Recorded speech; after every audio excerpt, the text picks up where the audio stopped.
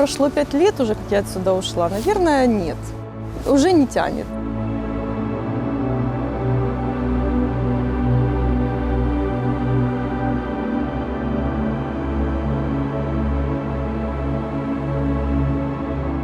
Вначале было интересно, а теперь уже нет.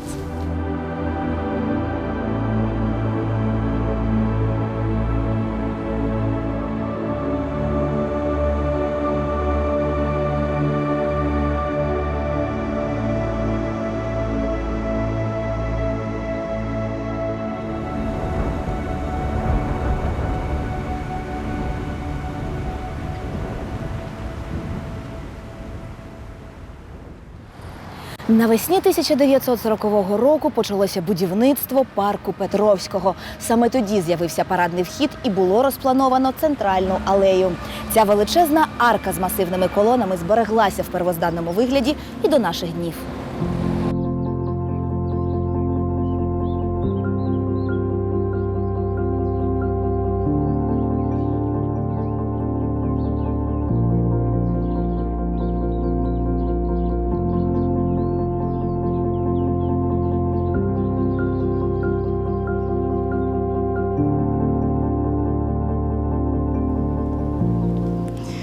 Привіт!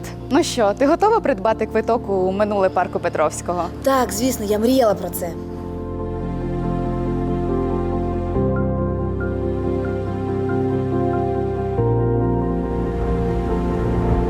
Це в нас фактично центральна частина парку, як ти бачиш, початок. Отам видно вдалині, це в нас сцена. Вона побудована в 50-х роках. Зараз знаходиться в не дуже гарному стані, але, як ти бачиш, архітектурна задумка дуже класна. От бачиш, і вона продивляється з головної арки. Ось ми бачимо сцену.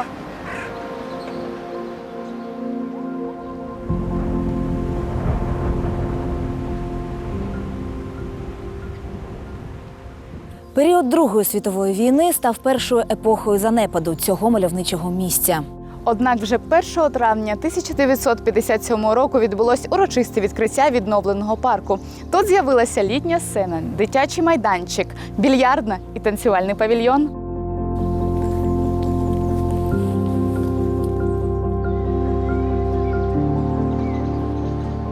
В эти годы парк Петровского преобразился в такой красивый парк. Мы там, конечно, все убирали, чистили своими руками, мы бордюры все белили, но и никому это не было зазорно, потому что мы делали как бы для себя.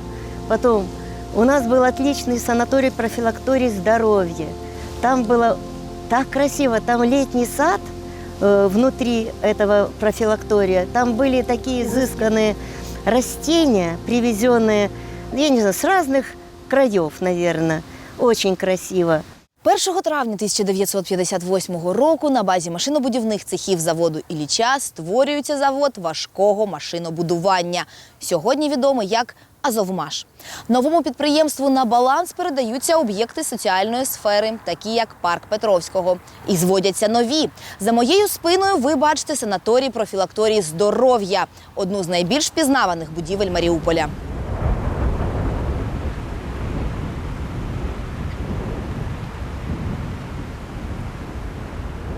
21 серпня 1986 року відбулось урочисте відкриття санаторію-профілакторію здоров'я. Унікальний курортний комплекс було побудовано за індивідуальним проєктом у самому серці Маріуполя. Щорічно тут відпочивали і лікувались понад 2000 осіб.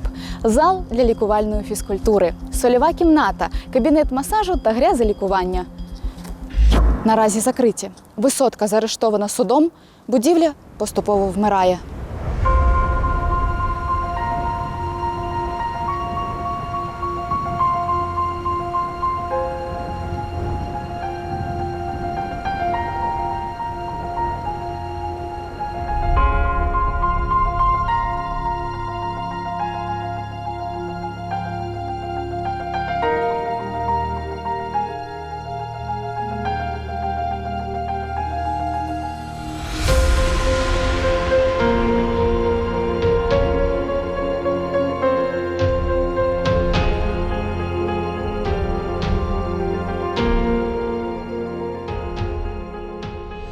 помните такой лозунг «Азовмаш городу». Вот по вашему мнению, что же Азовмаш дал Мариуполю?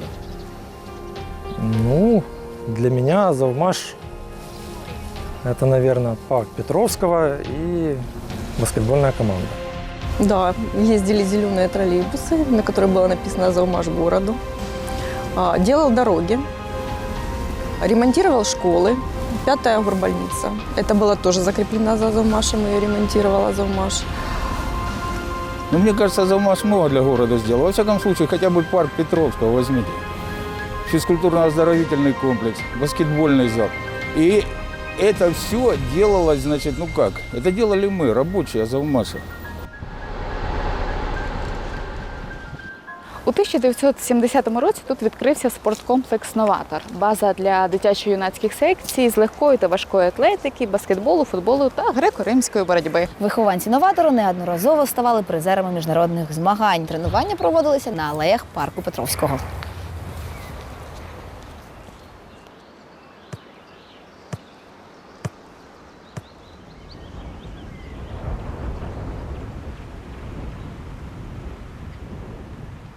Наши тренера – это они вообще основатели борьбы в Мариуполе. Это Узун Геннадий Гаврилович, Пустовалов Николай Пантелеевич и Барановский Виталий Михайлович. Вот их 3 тренера, которые подняли борьбу с самого нуля и довели ее до олимпийских медалей, медалей чемпионатов мира, Европы.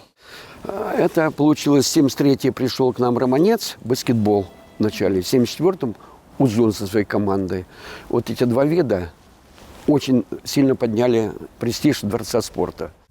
60-ті роки минулого століття ознаменувались підкоренням космосу. Було модно і престижно надавати космічні назви інфраструктурним об'єктам. Але зв'язок дитячого табору «Космос» з космосом був конкретний. В ті роки завод «Тяжмаш» – провідне підприємство з виробництва заправної техніки для космодромів. Мы работали на «Буран». Знаете, что такое «Буран», да? Ну, это космический корабль. Да, да. И все наши цеха общемашевские, они работали на военную технику, заправочная техника и так далее, и так далее. В закрытом цехе был закрытый участок еще. Да. Совершенно секретно. Да. И это была оборонная промышленность. Оборона. Общемаш был оборонка. Да. Как вы считаете, именно благодаря тому, что на Общемаше была оборонная промышленность, он был таким престижным, развивающимся предприятием? Не только. А почему не еще? только. Ну, во-первых, загрузка была очень сумасшедшая в Тяжмаше во всем. Горнорудное, металлургическое оборудование, вагоны.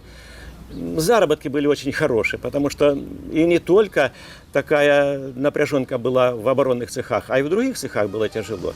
1962 рік. З ініціативи Жданівського заводу важкого машинобудування в селі Юрівка розпочалося будівництво дитячого оздоровчого табору.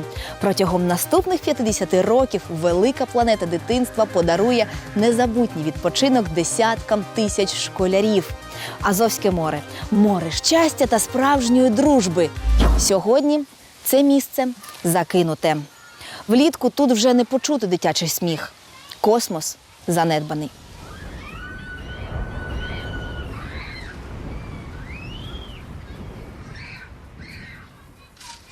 Кто хотел тренироваться, нам предоставляли такую возможность в оздоровительном центре «Космос». Был отряд спортивный, борцовский. То это был отдельный спортивный отряд? Да, это был отдельный спортивный отряд. Мы не зависели от распорядка всего лагеря общего. Но мы придерживались каких-то правил общезаведенных. Но у нас были 3 тренировки в день и еда, отдых.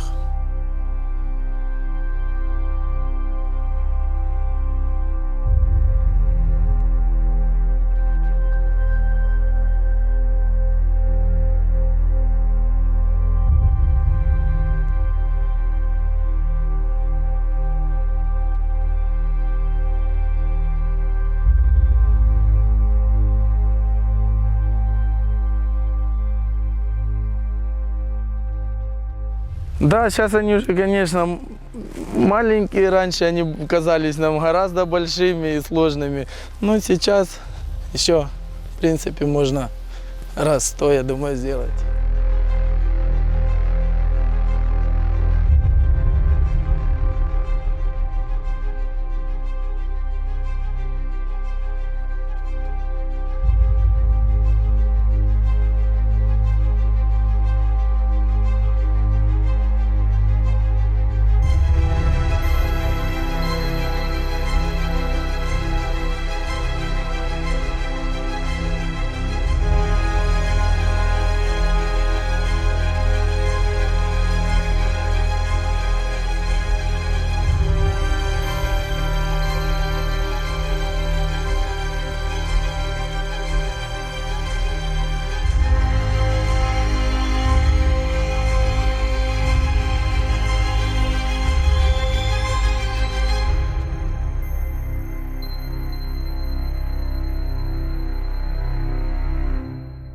Олімпіада 80. Перші в історії Олімпійські ігри на території Східної Європи. Спеціальні трибуни на пневматичній подушці для спортивних споруд виготовляє саме «Азовмаш». Але не спортом єдиним. В ті роки підприємство спеціалізується на виготовленні авіаційних, ракетних та космічних паливозаправників. І ще безлічі інших виробів оборонного призначення.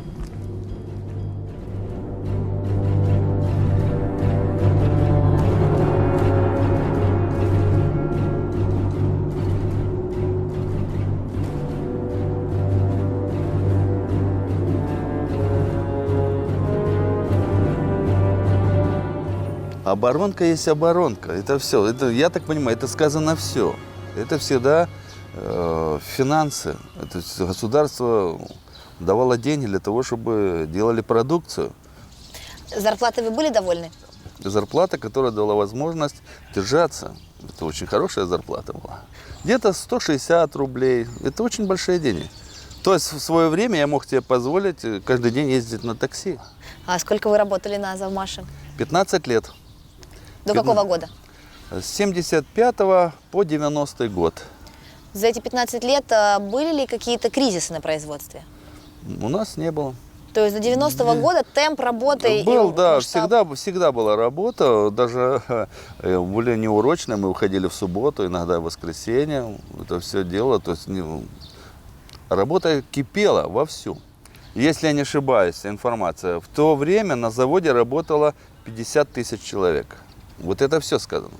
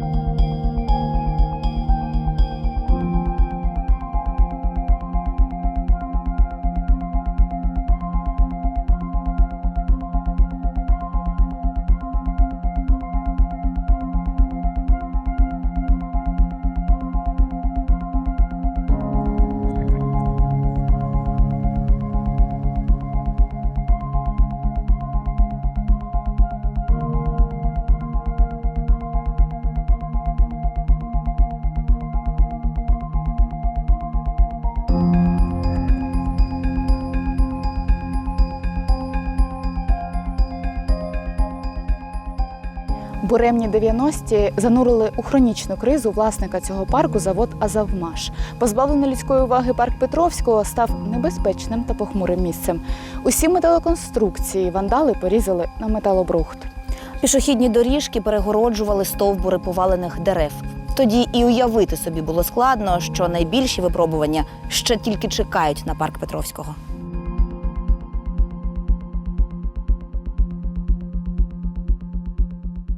С 93 по 99 были очень плохие времена. Уже все меньше и меньше заказов было. И даже если были заказы, мы их выполняли, мы делали. Просто не получали зарплату. Наша зарплата шла на счет, а мы ее на руки не получали. Были времена, когда не за что было даже на работу приехать. В такую даль шли пешком. Это надо было выходить за час-полтора раньше, и мы приходили вовремя, потому что мы всегда приходили, привыкли приходить вовремя. В 90-е годы начали набирать, я сам ходил, занимался в троллейбусном управлении, набирал заказы. То есть уже начали поиски такие, уже усугублялось это положение, все, заказы пропадали. Военка начала угасать немножко, вот Антифеев открыл 35-й цех, там печки, вот, котлы, ну то, что как раз в то время было проблемное. Не было зарплат у тренеров. Самое обидное было. очень тяжелые. Это при Антифееве. Я лично не мог больше терпеть. Я ушел в завод Ильича. Что делать? Любил тренерскую работу. Дети хорошие были. Но пришлось, называется, бежать на заробітки, грубо говоря. Заборгованість з виплати заробітної плати на Азовмаші зростала з кожним місяцем. Тоді з'явились бартерні схеми оплати праці. Відсутність у населення грошей спричиняла проблеми зі збутом. В результаті надлишковий товар видавали працівникам підприємства в якості оплати праці. Нам приносили, допустим, пододеяльники, постельное белье. Вы бы видели, индийское, красивая расцветка. А там так паршиво пошито было, ну просто ужасно. Кривые линии, кривой раскрой. Но мы думаем, хоть что-нибудь. Мы соглашались, потому что это было в счет нашей зарплаты. Здесь у нас по проспекту Металлургов существовал магазин «Азовмашевец». Там, собственно говоря, можно было купить какую-то продукцию в счет задолженности по заработной плате. То есть без живых денег, понимаете? Моя жена работала тоже в Тяжмаше. И помню тот период, когда она получила зарплату, выпускали, была такая отрасль товара народного потребления, зарплату она взяла КСТ-16, котлы обогревать для частных домов. Бери там чайники, кастрюльки давали, сковородки, сервизы, что угодно. Так вот она взяла этот котел. А зачем котел, если мы живем на 8 этаже? Ну, потом кому-то или отдали, подарили, или металлолом. Вот такое было. А да. как долго практиковали вот эту зарплату бартером? Периодами или только единожды такое было? Не, было какое-то время, не кусками, а время какое-то было, период это ломки, перестройки, становления, а потом потихоньку, особенно воспрянул завод с приходом Савчука. 2001-2000 год на предприятии начали платить зарплату. Люди стали рваться, вот как на Ильича рвались. А тогда люди стали рваться сюда в Азовмаш. 2002 год, это был пик, тут очередь была, наверное, человек 100 в в отдел кадров. Вот в 2002 году, когда я приходил, я выстаивал очередь для того, чтобы попасть в отдел кадров. Принимали на работу, зарплату платили регулярно. Понимаете, а что людям надо? Работа есть, зарплата есть. Все.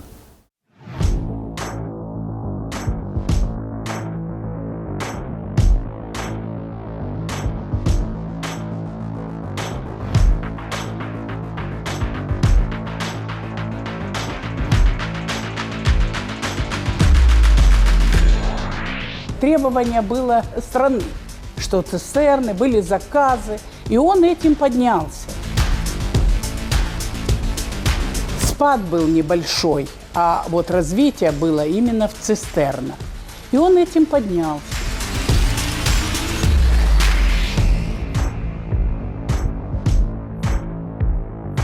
Естественно, открыли музей именно в этих стенах.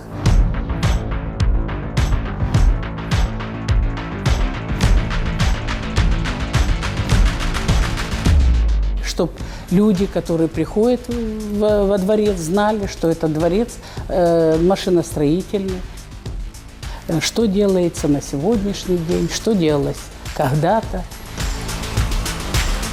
Вот такая была идея. Но, видите, не дожили. Пришел новый руководитель Савчук, и нам показалось, что благодаря ему. Может, так, это не так, но именно в этот момент все стало возрождаться. И мы поверили в это. Стали мы уже что-то получать, стал возрождаться отдел, стали приходить новые люди. А раз приходят новые люди, берут, значит, уже не может быть хуже. Ну, и это оказалось неправдой. Савчук уже, как бы говорит, пришел на готовое, когда было все хорошо организовано, все было. Вот. При нем даже немножко, наверное, началось падение. И уже управление было совсем другим. Савчук уже не был таким хозяином, как сказать, уже извне управляли. Деньги заводские шли не на благосостояние завода и людей, а шли на частные предприятия. У 2002 році, в епоху відродження Азовмашу, повстав з руїн і парк Петровського. Почалась масштабна реконструкція. До уподобаного місцевими жителями джерела відновили сходи. Всі доріжки вимостили тротуарною плиткою. Оновили освітлення. Старі рослини привели до ладу і посадили нові. Відреставрували арку та естраду. Парк Петровського став зразком мистецтва ландшафтного дизайну. За своєю красою він був поза конкуренцією в Маріуполі.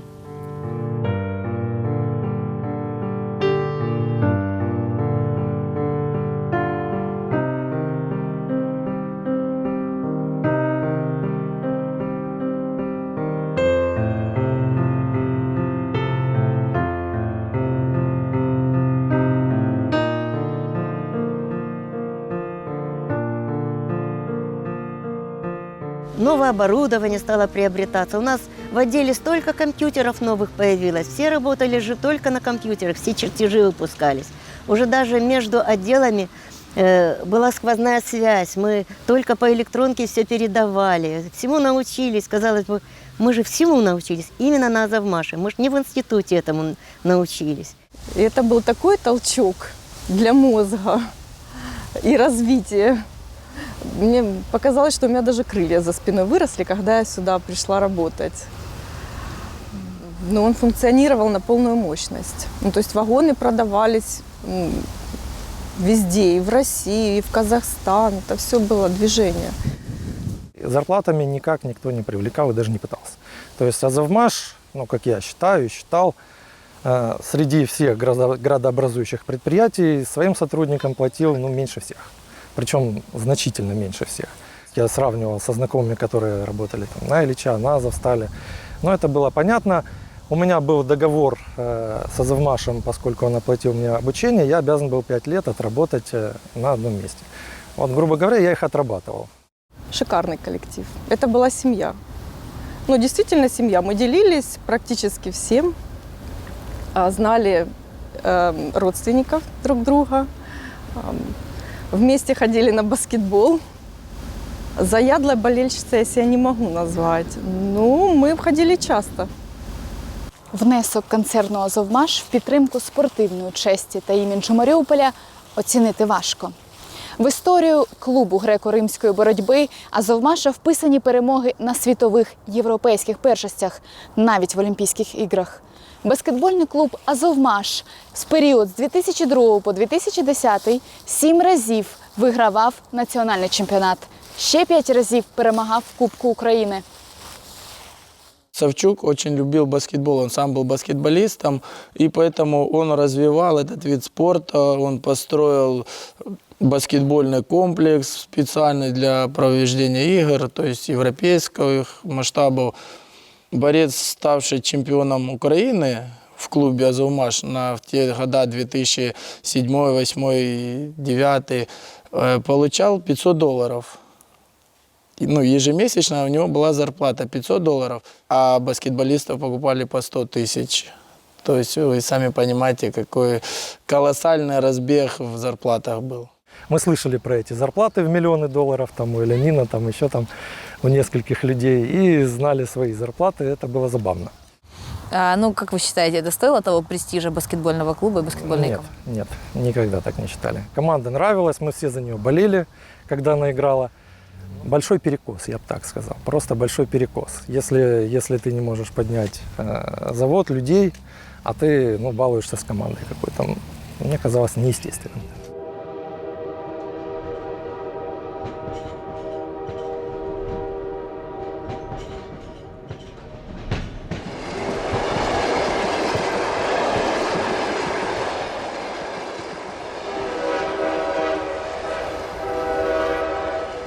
16,5 тисяч вантажних вагонів виробив «Азовмаш» у 2011 році.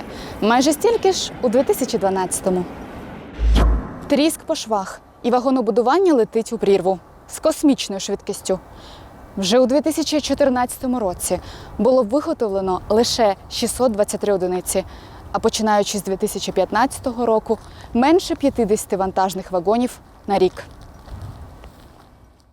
Раньше вся наша продукция уходила в Россию. А потом, уже в Россию не стали поставлять ничего. И других поставщиков трудно, наверное, было найти сразу. А может, некому было найти. Может, не находился такой руководитель, который бы быстро мог перепроизводство наладить. Вот так. Тогда уже началось давление со стороны, не просто давление, а тогда поднимались в России заводы, которые буквально строились, которые имели схожую продукцию. Вот. И «Азовмаш» не смог перестроиться на другие рынки. И те сигналы, которые приходили по качеству, там, то трещины какие-то там в колесных парах находили, то еще что-то. То есть очень часто под какими-то предлогами возвращалась, потом блокировалась какая-то продукция. То есть это было понятно, что надо принимать какое-то кардинальное решение. Вот оно не было принято. Можно сказать, что война началась гораздо раньше. Просто форма была этой войны другая.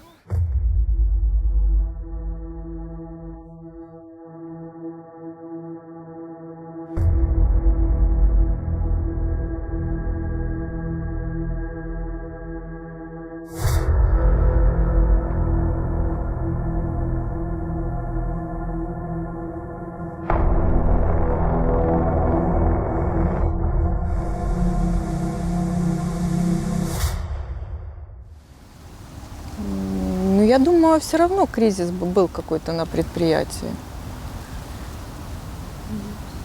Или нужно было полностью делать модернизацию этого предприятия, потому что, как я думаю, основной рынок закрылся, российский. Я думаю, кризис все равно бы был. –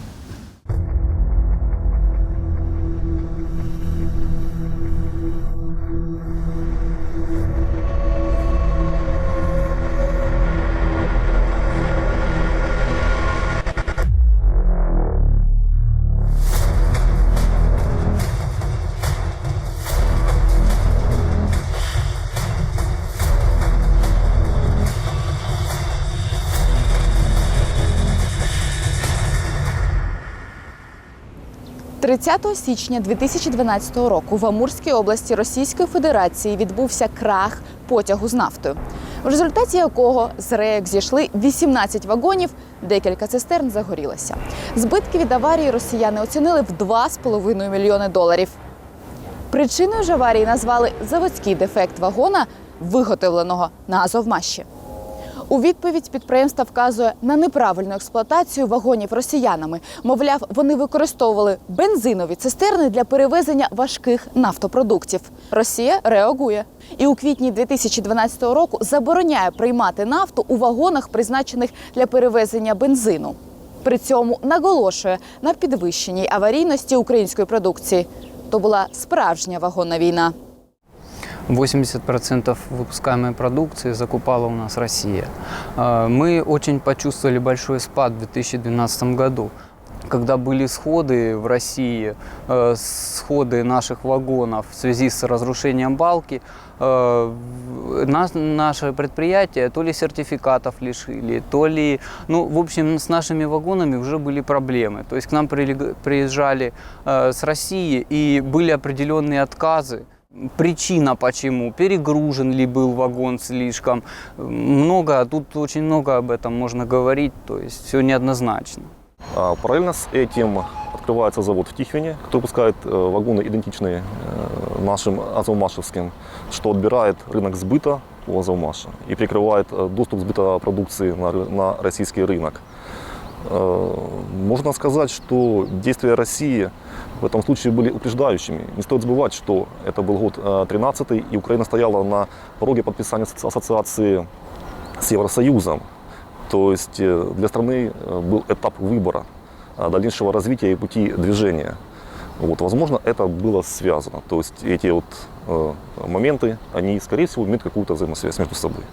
Руководство российских железных дорог, они аннулировали наши аттестаты и аккредитации на выпуск данной продукции. Понимаете, это, я не знаю, может быть, там и есть политический подтекст, но не берусь судить. А что, собственно говоря, произошло? Что стало толчком для аннуляции?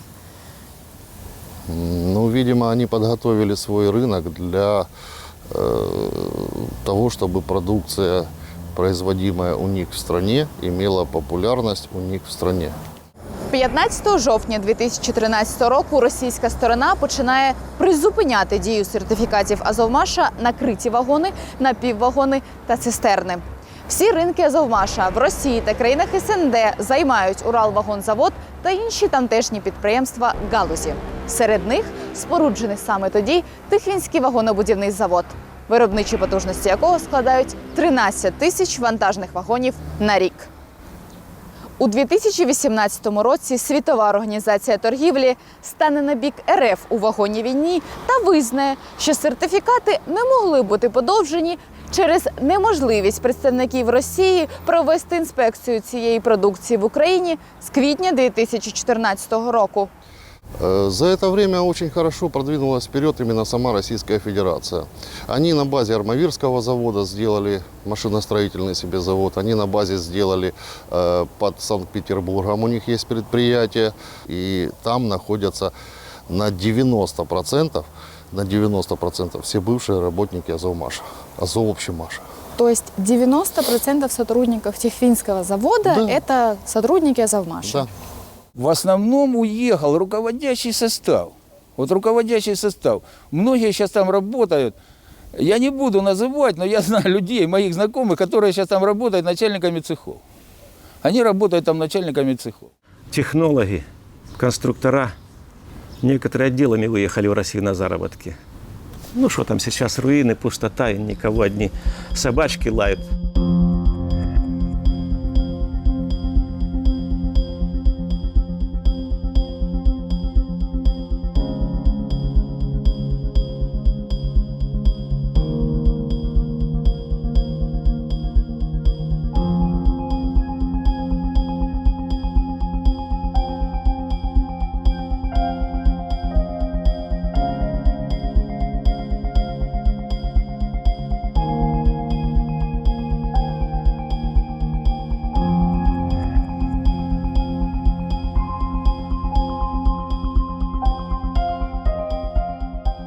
То, что происходит у нас, деиндустриализация.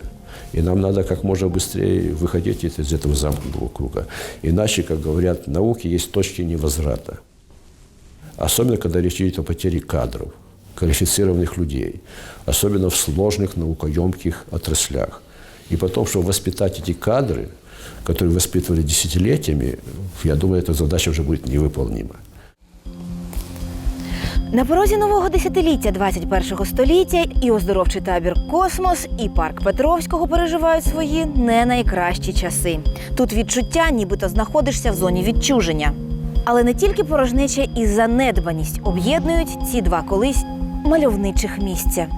30 років тому і уявити собі було важко, що одне з містоутворюючих підприємств Маріуполя впаде, як картковий будиночок. Різко та стрімко. На тот момент мы испытывали очень непонятные чувства, потому что мы не понимали, что делать, куда идти. Баскетболистов, борцов всех распустили на вольные хлеба, все разошлись. Не осталось ни одного человека, спортсмена. Нам сказали, что финансирование прекратилось, клуб распускается, то есть хотите, идите дворниками, хотите, идите в другие города, если вас возьмут как спортсмена, если кто достойный. То есть на сегодняшний день еще с нашего клуба много борцов, которые выступают и на чемпионатах Европы, мира, но они уже пока представляют другие областя, киевские, ну и там западные страны.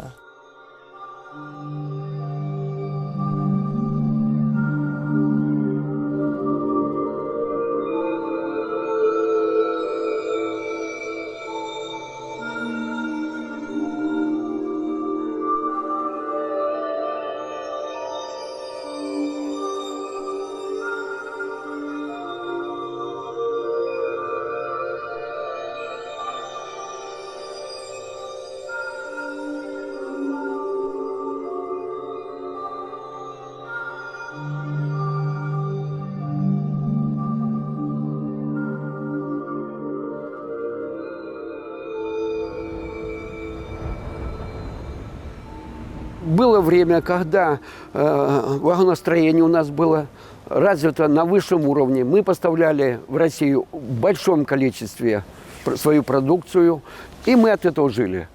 Действительно, у нас лучше тогда было. Финансирование и все остальное. Ну, потом видите, что стало.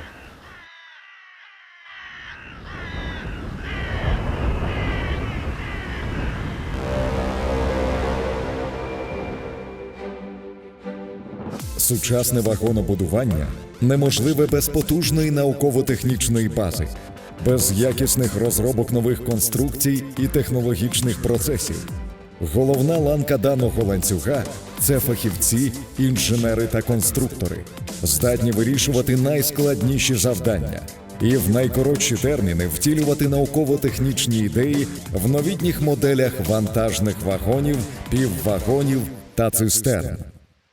Залізнична техніка «Азовмаш» є надійною і безпечною в експлуатації і відповідає за своїми параметрами кращим світовим зразкам.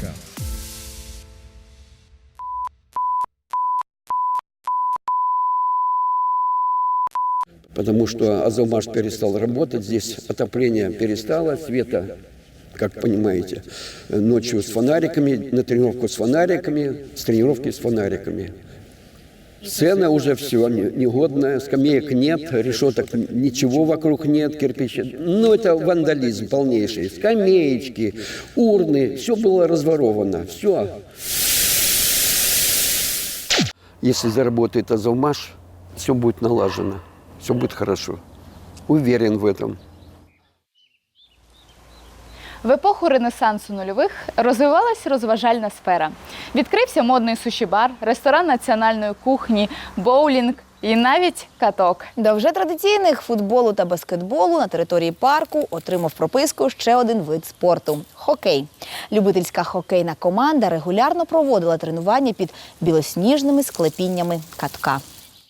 Але досягти професійного рівня цьому виду спорту не судилося.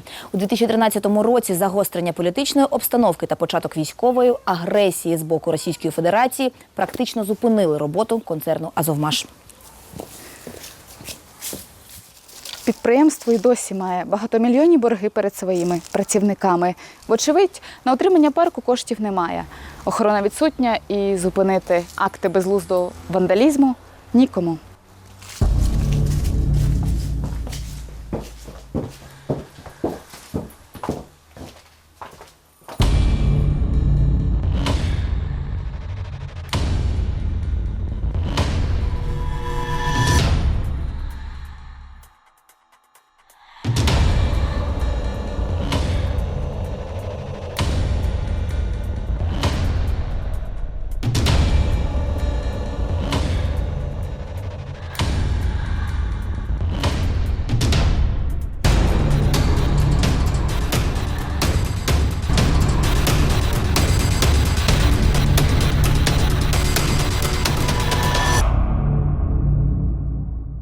Люди ушли.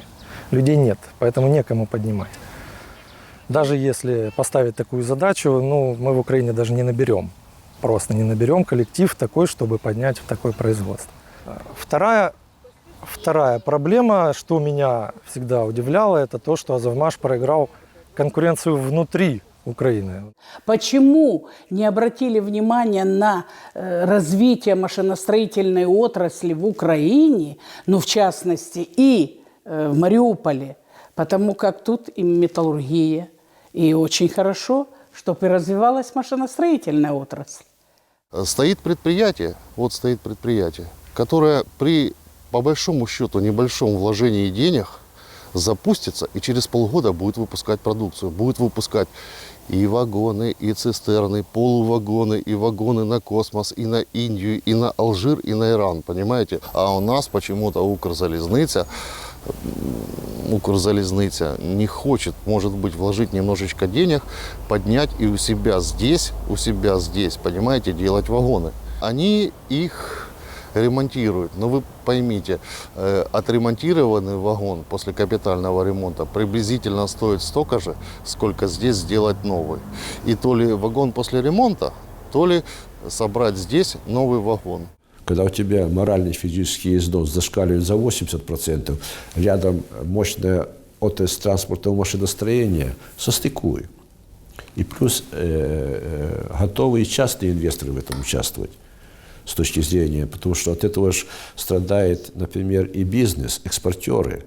Какие огромные потери несут металлургии, горно-металлургический комплекс, аграрный комплекс, когда необходимо перевозить огромные размеры грузов на экспорт, а не обеспечиваются заявки на платформы, на вагоны.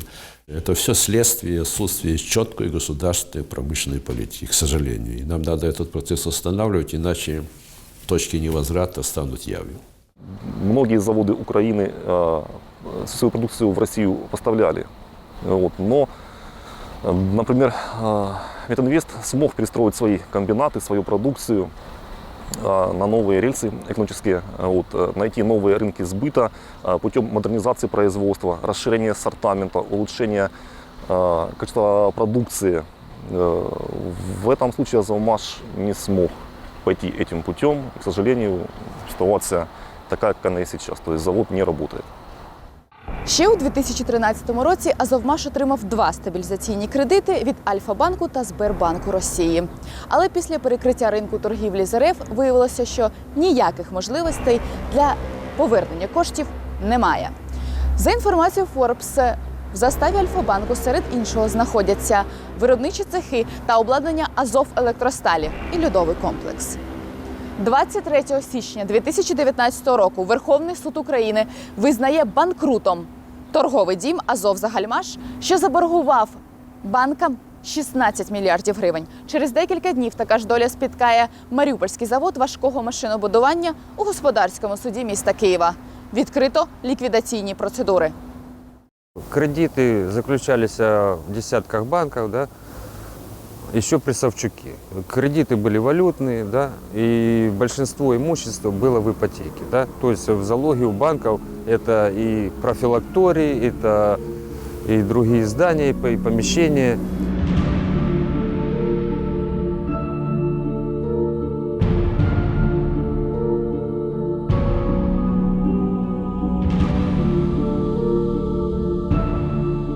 Все то, что не охвачено этой ипотекой, находится в налоговом залоге.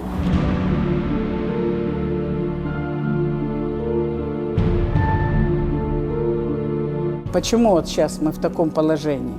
Он все это брал на развитие.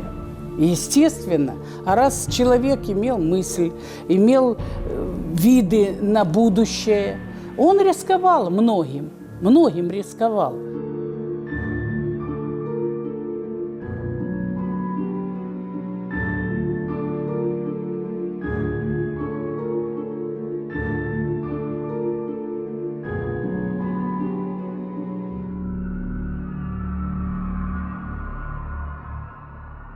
Кроме того, что Азовмаш не выплачивает заработную плату людям, соответственно, с 2014 года людям не оплачиваются налоги, ни подоходный налог, ни налог на прибыль, ни единый социальный взнос. Это, соответственно, тоже сотни миллионов. С мая 2015 года и по август 2019 года это у меня задолженность по заработной плате. Я работал на руководящих должностях, поэтому я могу сказать так, что рабочих моего цеха задолженность есть с октября 2014 года. Может быть, это надежда о возобновлении работы. Но вот они надеялись, и все равно потом в конце пришлось рассчитаться. Мне кажется, если бы заработал этот концерн, это было бы лучше всем. То есть, может быть, люди вернулись, может быть, тот же парк Петровского стал таким же красивым, как он был еще 5 лет назад.